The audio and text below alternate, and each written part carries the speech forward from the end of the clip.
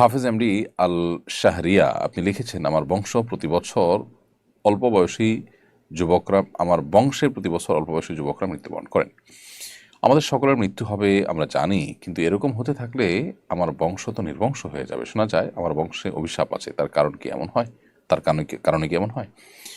ভাই আল শাহরিয়া, আপনাকে এই প্রশ্ন উত্তরে বলতে চাই, কারোর বদদোয়া লেগে ওই বংশের কোনো মানুষ বাঁচে না, এটি মনে করবার কোনো কারণ নেই।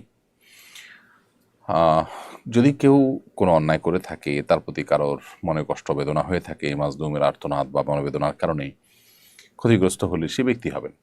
তার আগত বংশধররা কেউই টিকবে না, সবাই মারা যাবে ওই আগের কারোর বদদোয়ার কারণে, এমনটি হওয়ার কোনো কারণ নেই। কারণ আল্লাহ অখর আল্লাহ তালা কোরআনে কারিমে বেশ কয়েকটি জায়গায় একই কথা বলেছেন, তা হলো কারোর পাপের বোঝা অন্য কেউ বহন করবে না। সো আপনার বংশের কেউ একজন কোনো অন্যায় করেছেন, তার পাপের বোঝা পরবর্তীতে যারাই আসবেন ওই বংশে সবাই বহন করতে থাকবেন, এমনটি মনে করবার কোনো কারণ থাকতে পারে না। তবে এটি নিছক কাকতালীয় বিষয় হতে পারে। তারপর এখানে কোনো স্বাস্থ্যগত কোনো ব্যাপার থাকতে পারে, যেটার কারণে আপনার বংশে এই ধরনের অসুবিধা তৈরি হচ্ছে,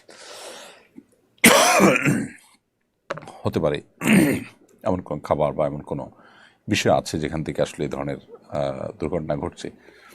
পারিবারিকভাবে দেখা যায় ক্যান্সার ইত্যাদি টেন্ডেন্সি থাকে, সেটা কারণ অনেক সময় ক্যান্সার আক্রান্ত হয় একটা ফ্যামিলিতে অনেক মানুষ। এরকম নানাবিধ স্বাস্থ্যগত হিস্ট্রিক্যাল কোনো ইস্যু থাকতে পারে, সেটা আপনারা চেক করতে পারেন, কিন্তু এটাকে বদদোয়া হিসাবে চালিয়ে দেওয়ার কোনো যৌক্তিক কারণ থাকতে পারে না।